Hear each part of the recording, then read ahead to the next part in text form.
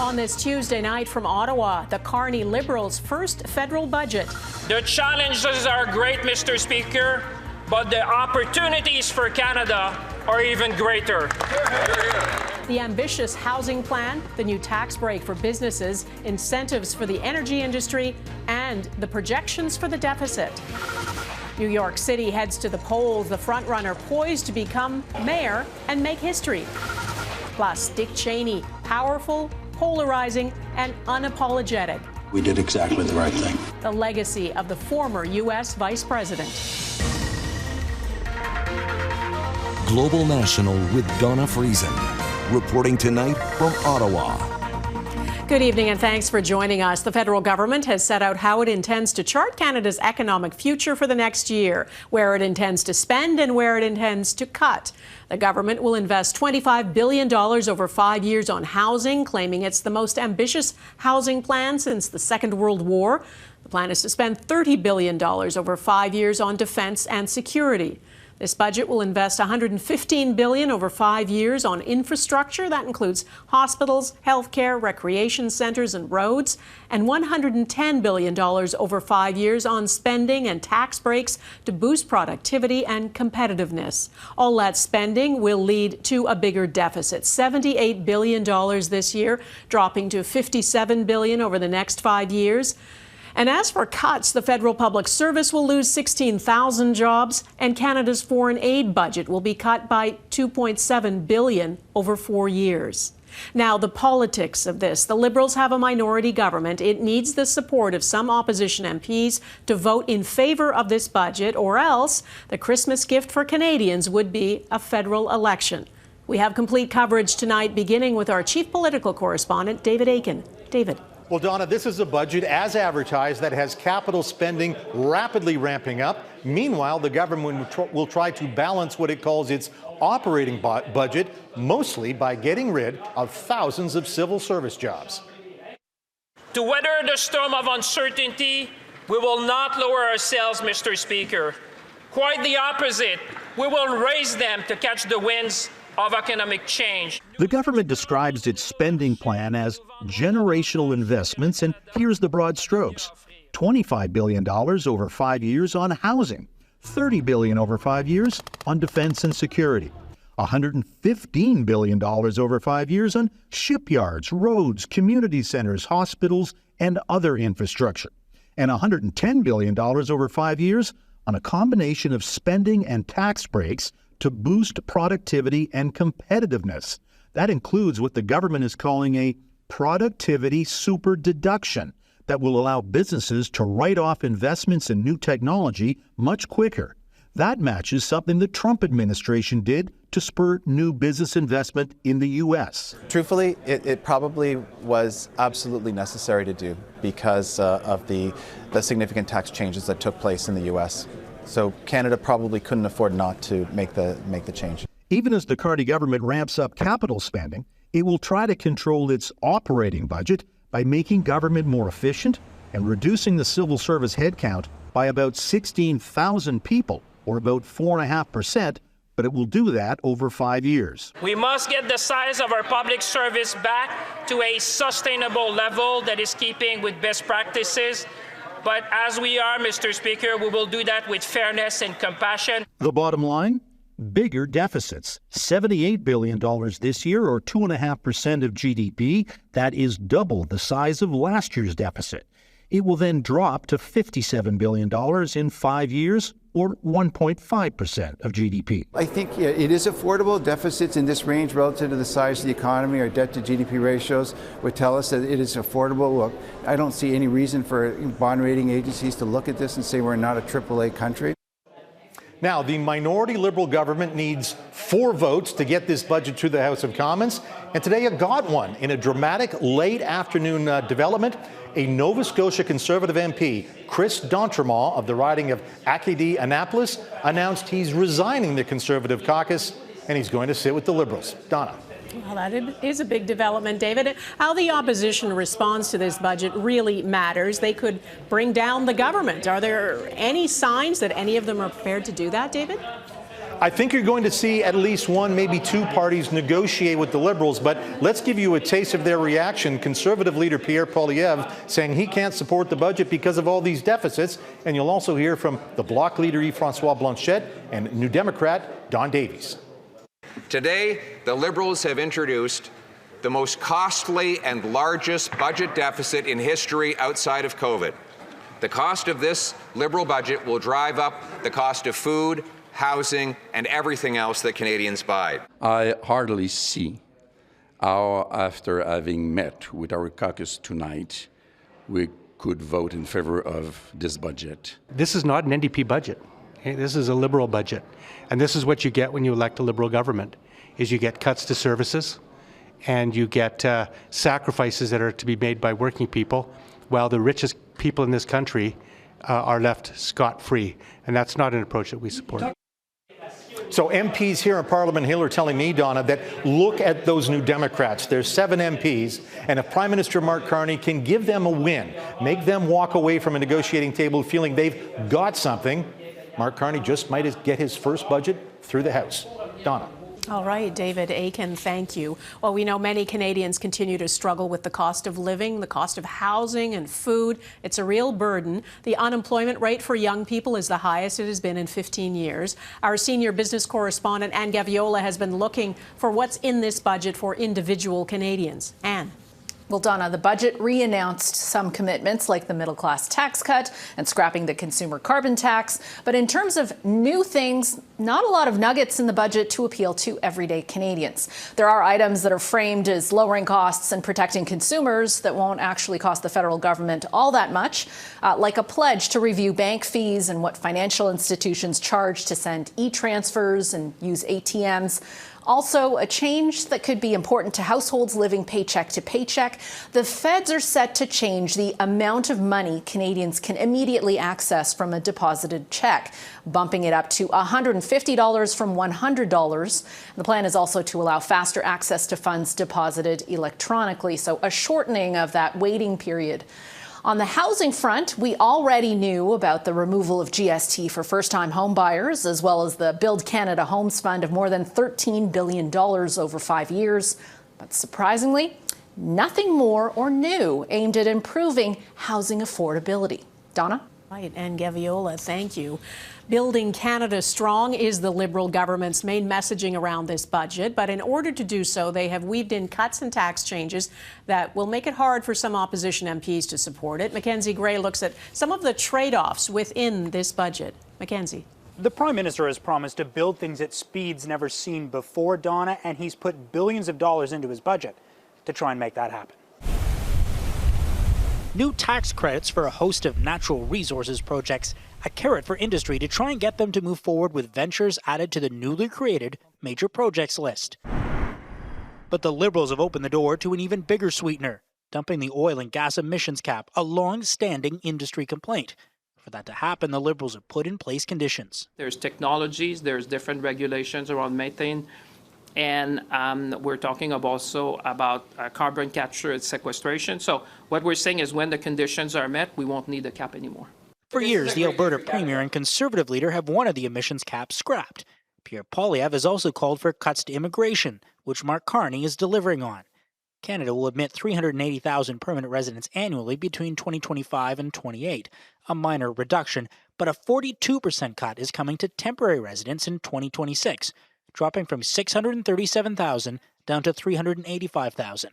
That category includes international students, which the Liberals are still trying to attract, a part of a $1.7 billion suite of measures to try and lure international talent to Canada, a shot at the Trump administration's immigration policy. Economists say the immigration cut will reduce housing demands, but there are trade-offs. We've been relying on strong population growth between 21 and 24.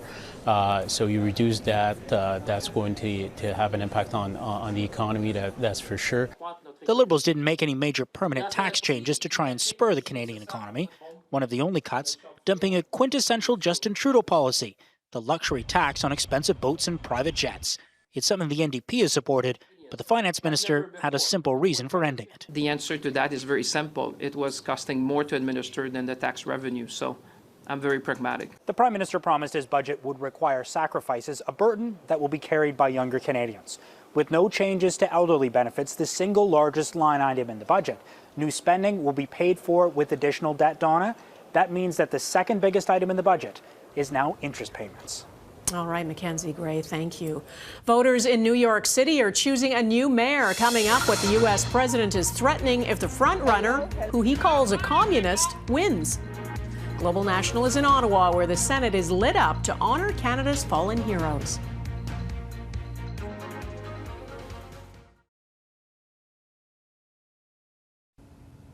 It is Election Day in parts of the United States. A number of state and local races have become a referendum on President Donald Trump's first year in office.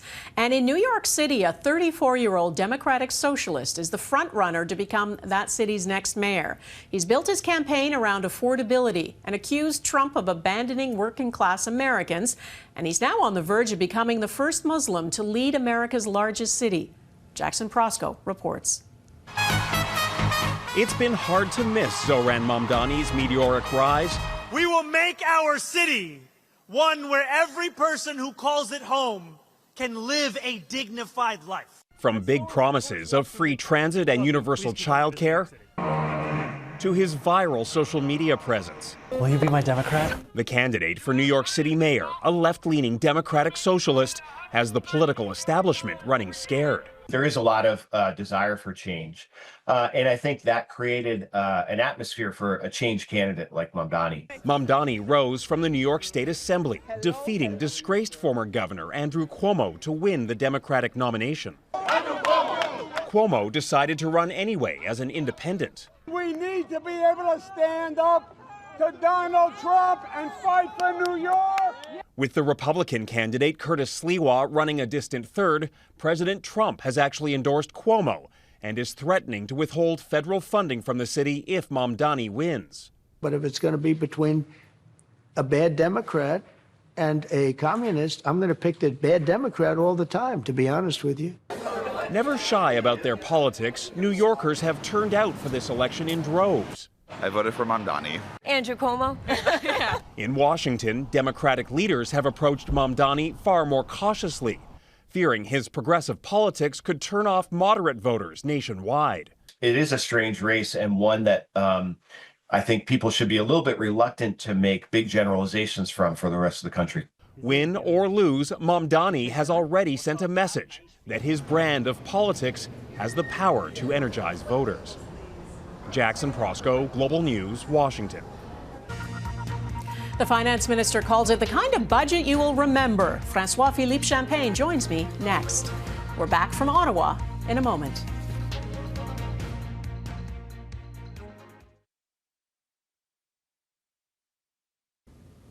Welcome back to Ottawa and our coverage of the federal budget. With me is the Finance Minister, François-Philippe Champagne. Mr. Minister, thanks so much for taking time with us. It's a real pleasure to be with you. Great. You know that many Canadians are struggling with the cost of living and with the cost of housing, that food bank use is at a record high, youth unemployment is at a 15-year high. Can you tell Canadians what specifics you announced today in today's budget that will give some relief soon to individual Canadians?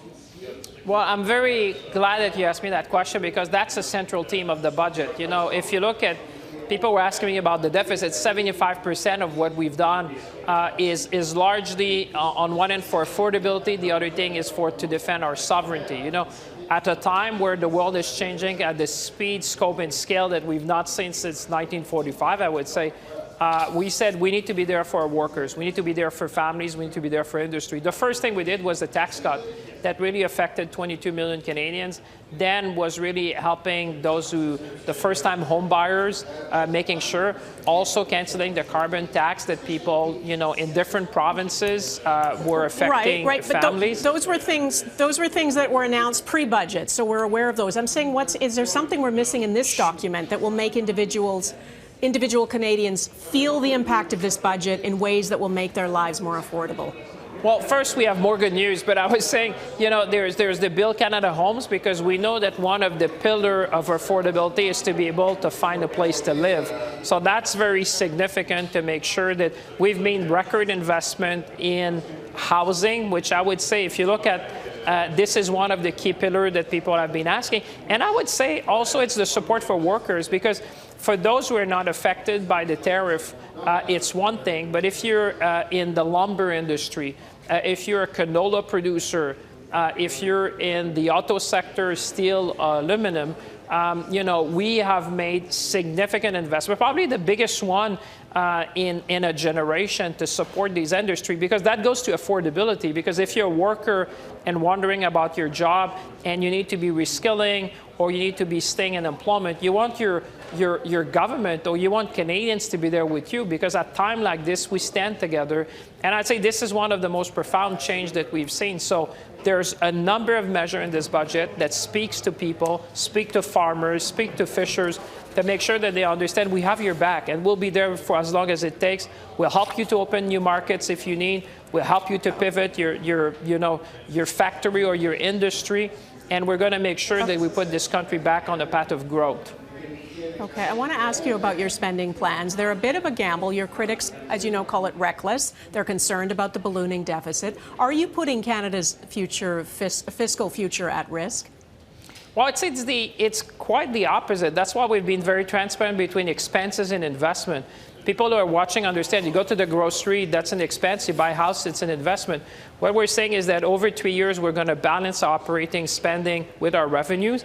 And what we're going to borrow is to make capital investment, the kind of things that you need to grow, like infrastructure, ports, airports, road, municipal infrastructure, health infrastructure. You know, if there's one thing that we heard from Canadians, they said, give us a hand, because if you have an hospital or clinic, we're saying we're going to put $5 billion. The province will match us. That's almost $10 billion that can flow into healthcare facilities across the country. When you ask me what's in it for people in this budget, well, it's really to give them a hand on the affordability at the same time that protecting the sovereignty, investing in housing, but also look at what we've done on productivity and competitiveness, because that is fundamental. Today, imagine Canada will be more competitive on a tax basis than the United States. So this is to make sure that people will invest in plant, machinery, equipment, the kind of thing that we need to grow our productivity in this country, and make sure that this generation, but also future generation, will have what they need in order to grow. And that's why I say this is generational. When you look at the investment, $280 billion on a cash basis, it's a very significant number, $450 billion. That is something, I would say, historical in growing the economy in the country, but in a very smart way. Okay, we're running short of time. There's a whole bunch of stuff I want to ask you, but I have to ask this because it puzzled me. What about the Eurovision Song Contest? Why is that in the budget? Well, you know, this was something that was asked by the people who participate, and I think it's a platform for Canada to shine. This is about protecting also our identity. Yes, we want to protect our sovereignty, but you also want to help people in the art sector and in the film industry to make sure that, you know, they can shine around the world, and we have a lot to offer as Canadians. Okay, Finance Minister François-Philippe Champagne, thank you. It's always a pleasure. Looking forward to see you soon. Thank you. Next, remembering the influence of a man known as the most powerful U.S. vice president in history. This is the National War Memorial in Ottawa. We are back in a moment.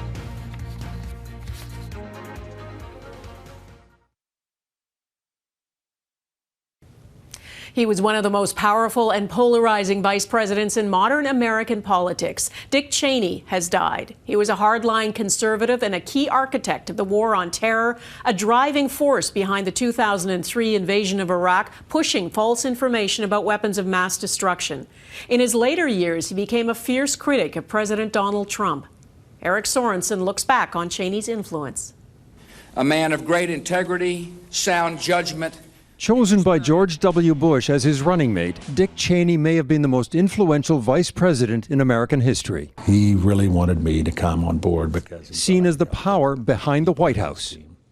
And that he wanted me involved in everything. Everything included the U.S. response to 9/11, orchestrating what was called the War on Terror. Cheney was a rock-ribbed conservative, a Wyoming congressman, and defense secretary, where he oversaw the first Gulf War against Iraq. I have been given an opportunity. But it was as vice president that Cheney became a true political force in America. He advocated for the attack on al-Qaeda in Afghanistan, but much more controversially, he backed another war on Iraq where, he insisted, chemical and nuclear weapons were stockpiled. There is no doubt that Saddam Hussein now has weapons of mass destruction. A commission later found there was no evidence of such weapons. Cheney was also behind expanded powers of surveillance on Americans and so-called enhanced interrogation of suspected terrorists. To many, it was torture. The U.S. eventually stopped doing it, but Cheney had no regrets. We got approval for the programs that did go, that they were, quote, not torture. He was reviled by liberals. Even his low-key manner was mocked. Basic service, Vice President Dick Cheney's guide to a flatter, more monotonous speaking style. Once, while hunting, he accidentally shot a friend. The next president had fun at the correspondence dinner contemplating Cheney's memoirs. Tentatively titled, How to Shoot Friends and Interrogate People. But Cheney had another side, influenced perhaps by having two daughters. Mary Cheney is gay and married. Her father broke sharply with conservatives who opposed same-sex marriage. And Liz Cheney was one of few Republicans to stand up to President Trump after the January 6th attack on the Capitol. Dick Cheney called out Trump. He is a coward. A real man wouldn't lie to his supporters. Dick Cheney's legacy is fundamentally complicated, fundamentally polarizing. The Cheneys are diehard globalists and warmongers. Trump famously tears down enemies and breaks with protocol. But a sign perhaps of Dick Cheney's standing in conservative America, the White House today lowered the flag to half-staff. I'm Dawna Friesen, and that is Global National for this Tuesday from Ottawa, where the fiscal path for Canada has been set out by the government of Prime Minister Mark Carney. Thanks for watching, and hope to see you here again tomorrow. Bye-bye.